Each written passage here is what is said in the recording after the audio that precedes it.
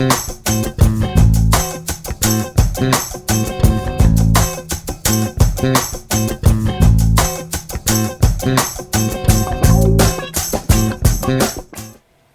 everyone, welcome to Discover the Beast Coaching Podcast. Probably have a better name soon, but we're going to go with that for now. Hey, I'm not sure if this is going to be the first episode, second, third, fourth, or whatever, but I'm leaning towards the first, and here's why.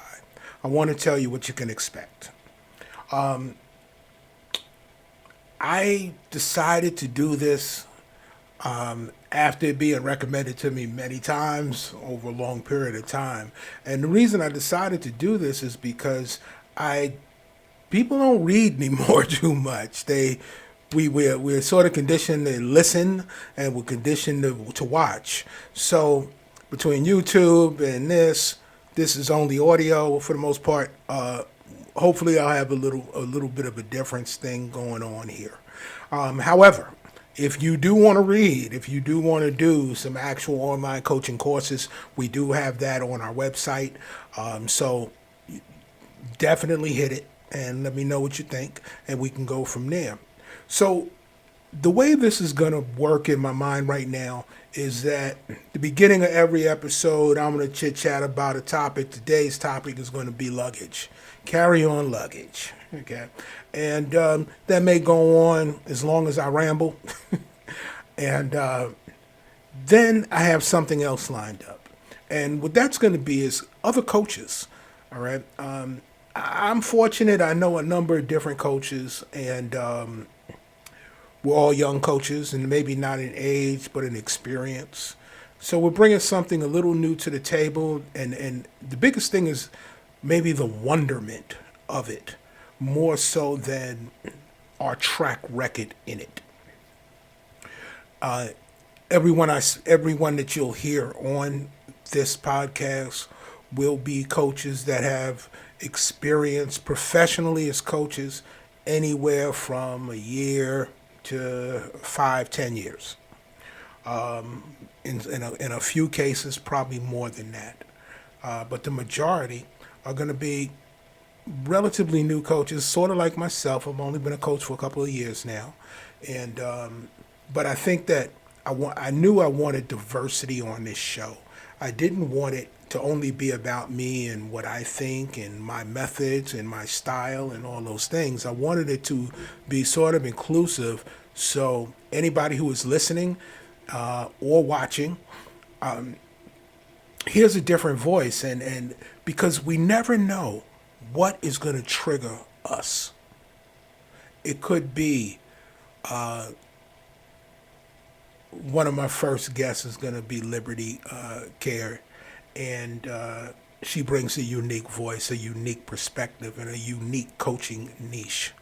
My boy Kamal, he's international. He lives in Norway. He's lived in Spain, Egypt, and a few other places. Excuse me. And we'll have another coach on, and she's a coach who got into coaching a little late, like myself.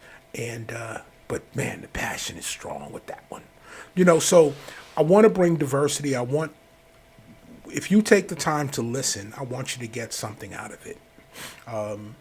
There'll be products that I'll probably push at some point. There'll be coaching sessions that I'll let you know about. I have a website that I would love for you to take a look at and see if there's any of the courses, or even in my blog, if there's anything that sort of resonates with you. This is all about you, and it's about me. So my ultimate goal is to be your coach if you need one. I want to be the person that you think of if you need a coach. Or the person you think of to ask if I know another coach. My style is not going to be for everybody, and I accept that, and I'm happy about that. So that's sort of what you can expect from this. This is where I'm at in my process right now. And so let's jump into our first topic, okay? And it's luggage, okay? It's not the luggage we take on vacation. It's the luggage, the baggage that we carry ourselves. So I'm calling this carry on luggage. How much luggage do we carry every day on our back, on our shoulders, in our mind? And at what point do we need to put the luggage down? Maybe get a smaller piece of luggage. Maybe clean the content out of the luggage that we have. So that's what I want to talk about today. And as you'll find, I very rarely go on a script because then I'm reading, if you will. So we'll see what comes out of this. People that know me, my family, what have you, they laugh a lot of times because they say I'll say something and they be like, "Oh yeah, right," and I'm like, "What did I say?" I don't remember. So this may be a way for me to remember what the hell I say on any given day. Carry on luggage. Well, I had the opportunity to speak with someone recently, and this person is carrying a lot of luggage right now, and the luggage is mixed up. It has some of this, it has a little bit of this, and it has a little bit of that. And when I think on my luggage looks the same way. It's a little bit of this, a little bit of this, a little bit of this. You know, 4 shirts, 3 slacks, 3 pair of underwear, whatever. Okay, but it's still the emotional and mental baggage that I want to focus on and what we can do about it. Okay, little bit about me. Key points: I'm a grandfather, I'm a father, I'm a husband, I'm a brother, I'm a godfather, grandfather. To some, I'm a friend. To some, I'm an acquaintance. To me, here we go. To me, I am a guy that's real curious about stuff. I'm a guy that believes completely with all the conviction I can that personal development is a necessity. You know, I believe that. I believe that we can improve and we can change the way we look at things. What's big for me is changing my mind. I like changing my mind, not in an indecisive way, but in a way that I look at how I think about things and look to see if there's a better way to think about it. Now, that's not for everybody. Okay, a lot of people are very comfortable with where they are. They have processed their life, and this is how they are. And that's great. That's great. For me, I have found that I've had different changes through my life. So nothing's really absolute. Okay? I'm 63 years old now, and I remember in my early 30s coming to the realization that a lot of the things that I thought were right were wrong. It was no longer for me. It was no longer working for me. All right. And in that transitional period, I found myself being very self-destructive. One could maybe I've always have been self-destructive, but that's when it really jumped off, and I found myself with drinking problems, drugging problems, and the drugging problems got so bad that I ended up in a 12-step program that saved my life, and it gave me beliefs. It gave me insights that I still talk about today, and you'll hear a few, and I usually preface it with that this is where this came from. And a lot of the things that I got in that 12-step process was about my baggage, and what to carry and what not to carry. Very similar to travel, right? We're traveling through life here. We're on a journey. So we got luggage. But not everything is for every trip. And I guess that's sort of what one of these points are. So my baggage had me people pleasing and incredibly self-destructive. Incredibly self-destructive. My answers were drink or hit or anger. I didn't have a wide range of options that I saw at that time. And the biggest change has been now I see a lot of options where I didn't see them in the past. So I want to just go over a couple of things that may help somebody, that these things work for me. Okay. The first thing was shutting the fuck up and not making everything about me. Okay. Now, to get to that process, I literally had to be told to shut the fuck up.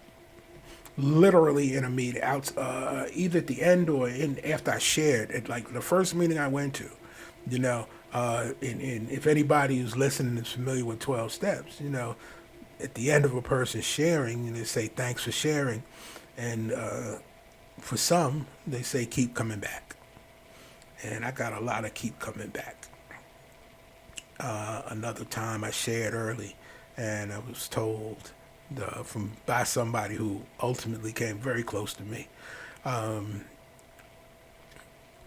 If we want to get high, we'll call on you. Otherwise, you need to shut the fuck up and listen. And the anger and all that, I was so beat down. That shit ain't matter. I shut the fuck up and I listened. And also probably because it's like a whole lot more of them. I'd have got my ass whipped. You know what I mean? And for years I was a dressed up garbage can. I was a functional addict. I had a job that I wore shirt and tie, business casual or full suit, and I was a father, and I had a life, and I'm this and I'm that. Ah, I was just a crackhead. I was just a crackhead. I was a functional crackhead. I just hadn't gotten to that place that we represent, what a crackhead looks like. I hadn't gotten there yet. And fortunately for me, I put down my shovel. I stopped digging the hole, and I was able to start to grow, and all of this is why I'm sitting here now, because I started to grow. The baggage, though, wasn't that simple to put away.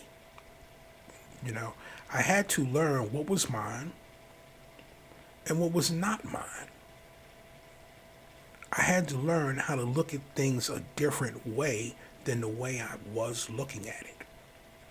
Now, somebody may think that that statement means that you're wrong. No, you're not wrong. Keep in mind that we all filter things a certain way. You and somebody else can be in the exact same situation together and still represent different points of it, still remember different points. Different points of that experience may matter more to me than to you. So, a person's truth is their reality.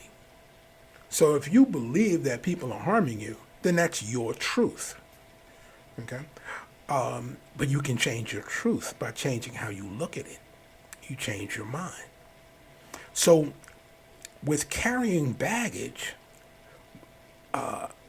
the most effective thing that I've found is changing my mind.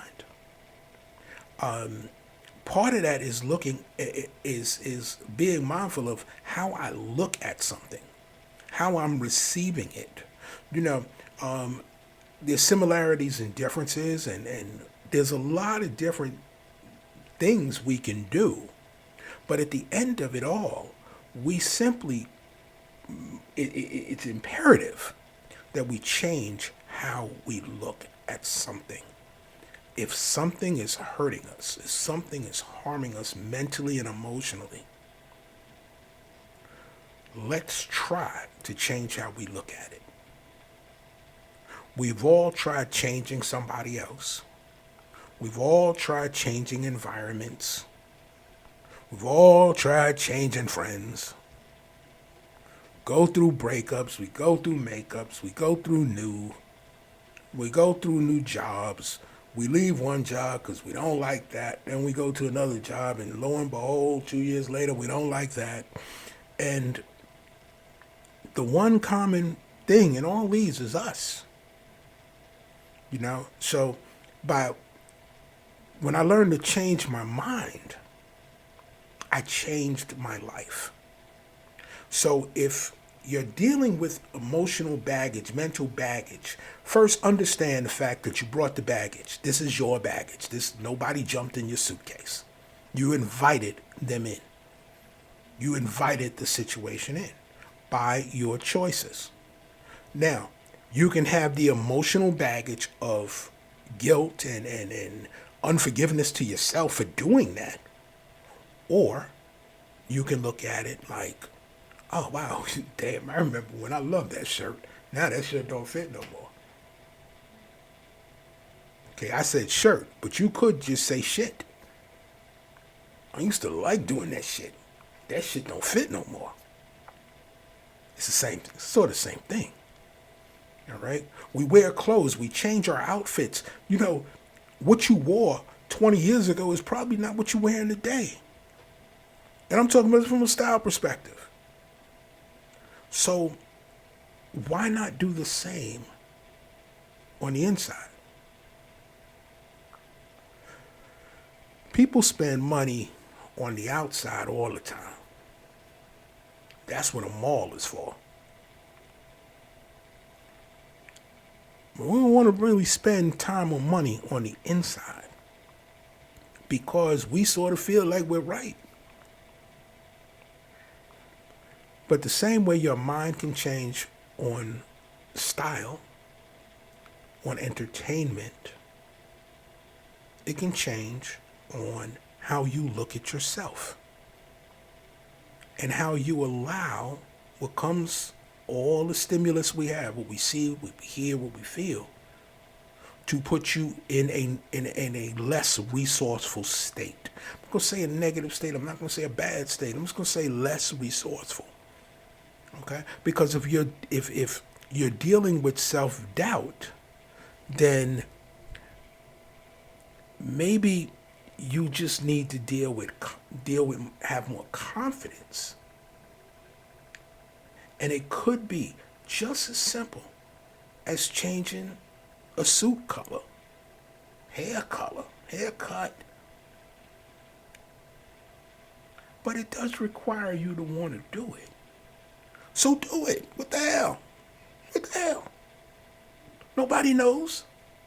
Who you harming? And you may learn something about yourself. So if you carry an emotional baggage, take a look. You know, somebody, and I think I remember who it was, told me about a process they use of writing a letter to yourself from the future. And that may not be what the representation actually was, but that's how I've incorporated. And, you know, I've recommended that to a couple of people. And not for any big wow, but more so they can get in line with where they are today and where they want to be 12 months from today. You know, it's the opposite of future planning, of outcoming, of goal. It's already being at the destination and writing back to yourself of the process it took you to get there. What happened along the way? Now, since you don't have actual examples to use, you can put benchmarks in there. You can say, hey, you know what? Okay, so on July 19th, 2022, dear me, and this is where we are right now. Isn't it amazing? You know, a year ago, here's where we were, as you remember, but now here's where we are. And it's been this, and it's been that, and it's been this. And it's just a start. And here's the trick part. Here's where I'm being slick. It's mental manipulation. Right? I want to get you to start thinking outside your comfort zone, thinking outside your box. Okay? I want you to, if you've only gone to one restaurant and that's where you go every single time, I just want to get you to try a different one. It may be the same type of food, but it's just a different place. I just want you to try a different thing. All right? And write that letter. And also journal, you know. Write another letter to yourself about your baggage.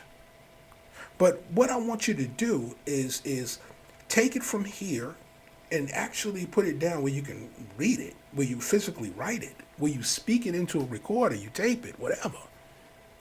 And then listen to it. Go back and read it. Because once you start doing things like that, you will learn, and it will be easier to get to the concept of integrating all these different voices that you may hear right now is just one. And we can start the process of separating these a little bit. So we can recognize when it's the voice of doubt. We can recognize the voice of hurt. We can recognize the voice of confidence, the voice of compassion, the voice of some type of fear, and then that gets more specific as well. All right, but it's a process. All right, now what's worked for me and what I coach, style coaching I do, is just that. It's not changing other people and not changing your situation, and more so than let's say an affirmation where you're saying something and saying it until you believe it. All right, I just want to jumpstart that process a little bit. Okay, I just want to jumpstart that, because if I asked you to describe a bad experience, you may do it in an associated way where you remember every pain, every plus, every minus, and it's like you're living it again. And I was guilty of that with my past. It was like I was living it all over again. And that has an effect on my space, on my energy, if you will. So when I learned to do what we call a timeline, where I could actually see my past was like right here. It was in front of me almost. And that's how I was moving forward. That's conflict. I'm not gonna be resourceful.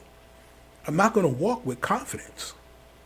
I'm gonna walk with dread and apprehension and fear of, oh fuck, I'm gonna do this again. As soon as I get it, I'm gonna screw it up.